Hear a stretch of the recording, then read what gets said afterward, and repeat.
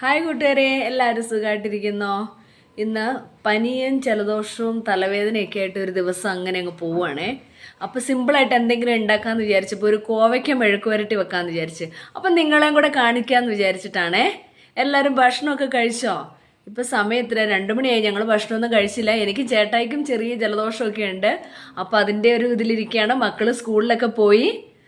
നാട്ടിൽ ഭയങ്കര മഴയല്ലേ, ഇവിടെയും ചെറിയ മഴയും കാറ്റും എല്ലാം ആയിട്ട് ഇങ്ങനെ ഇരിക്കുന്നു. എന്നാൽ പിന്നെ നമുക്ക് പോയാലോ? കോവയ്ക്ക് ചെറിയ കഷ്ണങ്ങളായിട്ട് അരിഞ്ഞു വെച്ചിട്ടുണ്ട്, പിന്നെ സവോള എടുത്തിട്ടുണ്ട് ആവശ്യത്തിന്. ഇനി നമുക്ക് എങ്ങനെ ഉണ്ടാക്കുന്നതെന്ന് നോക്കാം. ഞാൻ എൻ്റെ രീതിയിലാണ് ഉണ്ടാക്കുന്നത്. പാൻ ചൂടായി അതിനകത്തേക്ക് വെളിച്ചെണ്ണ ഒഴിച്ചു കൊടുക്കുന്നുണ്ട്. വെളിച്ചെണ്ണ ചൂടായി വന്നപ്പോഴത്തേക്കും കടുക് ഇട്ട് പൊട്ടിക്കാവേ. കടുക് പൊട്ടിച്ച് കഴിഞ്ഞപ്പോഴത്തേക്കും പൊട്ടി വന്നപ്പോഴത്തേക്കും ഞാൻ 3-4 വെളുത്തുള്ളി ഇട്ട് കൊടുക്കുന്നുണ്ട്, ചതച്ചതാട്ടോ അത് കഴിഞ്ഞ് സവോള ഇട്ട് കൊടുക്കുന്നുണ്ട്. ഇത് ഒന്ന് ചെറുതായിട്ടൊന്ന് വഴന്നപ്പോഴത്തേക്കും അതിനകത്തേക്ക് മല്ലിപ്പൊടി, മുളക് പൊടി, മഞ്ഞൾപ്പൊടി ഇത്ര ഇട്ട് കൊടുക്കുന്നത് കേട്ടോ. ഞാൻ ഇങ്ങനെയാണ് മെഴുക്ക് വരട്ടി കോവയ്ക്കൊക്കെ ഇടയ്ക്ക് വെക്കും കേട്ടോ. മറ്റേപ്പാട് പച്ചമുളക് മുറിച്ചിട്ടിട്ട് അതും വെക്കും, പക്ഷേ ഇതാണ് എനിക്ക് കൂടുതൽ ഇഷ്ടം. പിന്നെ നമുക്ക് കോവയ്ക്ക് ഇട്ട് കൊടുക്കാവേ. കോവയ്ക്ക് ഇട്ട് കൊടുത്ത് ആവശ്യത്തിന് ഉപ്പും കൂടി ഇട്ട് കൊടുത്തിട്ടുണ്ട്. നന്നായിട്ട് ഇളക്കി യോജിപ്പിച്ചെടുക്കാം. എന്നിട്ട് ഇത് മൂടി വെച്ച് നന്നായിട്ട് വേവിച്ചെടുക്കാവേ. ഇത്രയേ ഉള്ളന്നേ, പെട്ടെന്ന് പണി തീരും.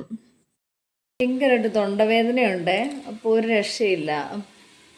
എന്നറിയത്തില്ല, കാലാവസ്ഥ മാറിയതിൻ്റെ ആണോ എന്നറിയത്തില്ല. ഭയങ്കര കാറ്റും ഉണ്ട്, ചെറിയ ചെറിയ മഴകളും വന്നുകൊണ്ടിരിക്കുന്നു. അങ്ങനെയൊക്കെ തണുപ്പും തുടങ്ങി. അപ്പോൾ അതിൻ്റെ ആണെന്ന് തോന്നുന്നു, കാലാവസ്ഥ പെട്ടെന്ന് മാറിയതിൻ്റെ ആണെന്ന് തോന്നുന്നു ഈ കോൾഡൊക്കെ. തൊണ്ടവേദനയാണ് സഹിക്കാൻ മേലാത്തത്. പിന്നെ പനിയൊന്നുമില്ല, ജലദോഷം, ചെറിയ ജലദോഷമുണ്ട്. അങ്ങനെ അങ്ങ് പോകുന്നു. അതിൻ്റെ ഇടയ്ക്ക് ഒന്നും ചെയ്യാനും തോന്നുന്നില്ല. നമുക്കൊരു അസ്വസ്ഥയായ പിന്നെ ഒന്നും ചെയ്യാൻ തോന്നുമല്ലോ.